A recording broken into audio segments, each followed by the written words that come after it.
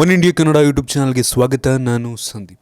Rocking star Yash ಅವರು ಒಂದು ಕಾರ್ಯಕ್ರಮಕ್ಕೆ ತಡವಾಗಿ ಬಂದ ಕಾರಣ ಅಭಿಮಾನಿಗಳ ಕೋಪಕ್ಕೆ ಗುರಿಯಾದ ಘಟನೆ ನಿನ್ನೆ ಫೆಬ್ರವರಿ 27 ರಾತ್ರಿ ಯಾದಗಿರಿ ಜಿಲ್ಲೆಯಲ್ಲಿ ನಡೆದಿದೆ.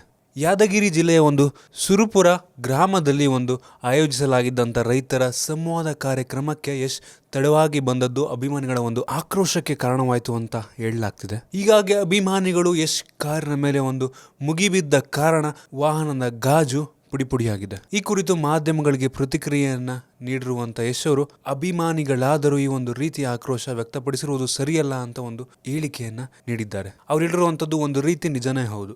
ನಾವು ಅವರ ಮೂವಿ ಹಿಟ್ ಆದಾಗ ಒಂದು ರೀತಿ ಅವ್ರಿಗೆ ಕೂಗ್ತೀವಿ.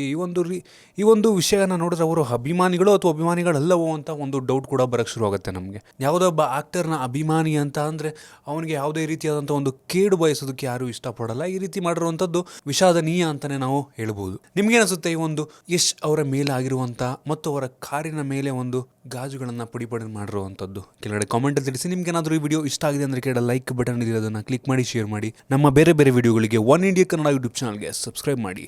ಧನ್ಯವಾದ.